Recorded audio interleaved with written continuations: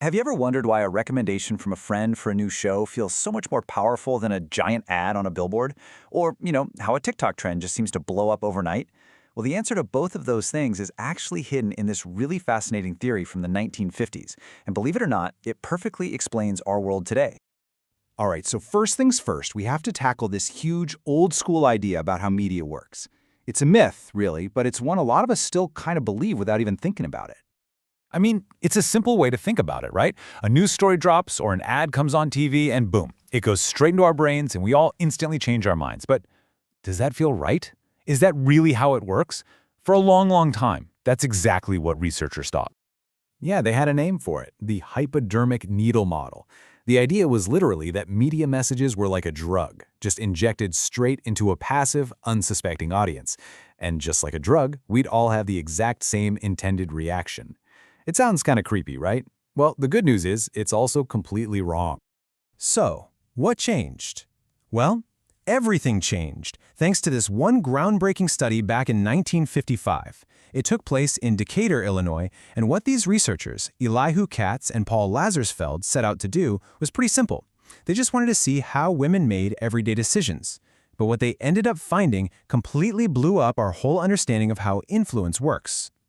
So what they found was that influence isn't this scary, direct injection at all.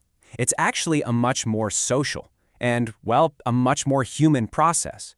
It's not a one-step thing. It's a two-step flow. Okay, so how does this two-step flow actually work? Well, the big idea is that mass media doesn't hit everybody all at once. Step 1. The information first reaches a pretty small, really engaged group of people. The study called them opinion leaders. These are the people who are actually paying attention. Then, step 2, these opinion leaders take that info, they chew on it, they filter it, they figure out what it means, and then they pass it on to their own social circles, just through normal, everyday conversations. So influence isn't like a big broadcast, it's more like a social chain reaction. And that brings us to what is maybe the most important piece of this whole puzzle, those people in the middle, these opinion leaders. So let's take a closer look at who they are. So who are these super influential people? Are they, celebrities, billionaires, the people in charge? Well, what the Decatur study found was actually pretty surprising. Okay, so here's the first big finding. Influence is super specific. I mean, just think about it in your own life, right? The friend you go to for restaurant recommendations is probably not the same person you'd ask for advice on what new phone to buy. The researchers called this monomorphic leadership.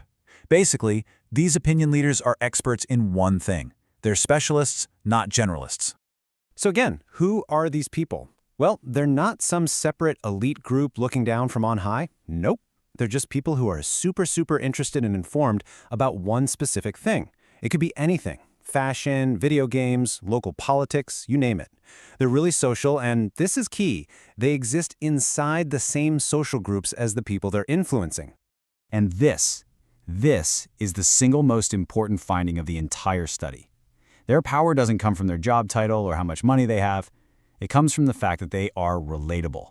We listen to them because they're people like me. They're just like us, except, maybe a little bit more obsessed with that one specific topic. And when you look at the data, it's not even a contest. If you really want to change someone's mind or get them to try something new, a personal conversation with someone they trust, well, it's just way more powerful than any ad or article they could ever see. Personal contact wins, hands down. Okay, so that's a cool history lesson, right? But here's where it gets really mind-blowing.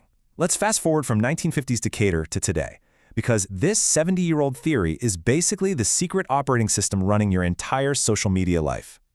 So let's use an example. Back then, in 1955, who was the opinion leader for fashion? It was that one friend, right?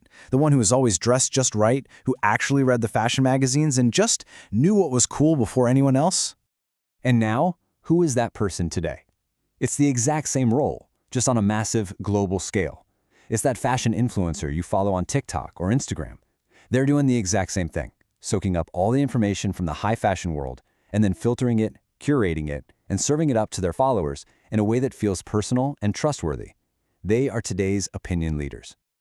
Honestly, when you start looking for it, you see this two-step flow everywhere online. The entire industry of influencer marketing, that's just the business of paying opinion leaders. Of course, that brings up its own tricky issues, like trying to figure out what's a real recommendation versus what's just a paid ad. And viral trends? They don't go viral because millions of people saw the original post. No way. They go viral because a few key opinion leaders in different communities shared it with their networks. And the algorithms themselves, they are literally built to copy this process, showing you what the people you trust are liking and sharing. So let's bring this all back to you. What's your role in all of this?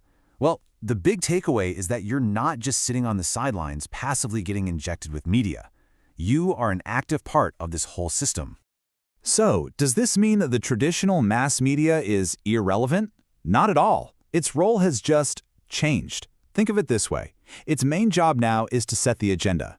They're the ones feeding the topics and ideas to the opinion leaders, who then kick off the real conversations. And that really is the heart of it all. The flow of information isn't something that just happens to us. It's a living, breathing, social process. And we are all active players in it, every single day, whether we're the one asking for advice or the one giving it. So, I'll just leave you with this one question to chew on.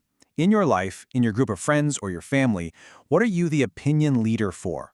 What's the one thing people always come to you about?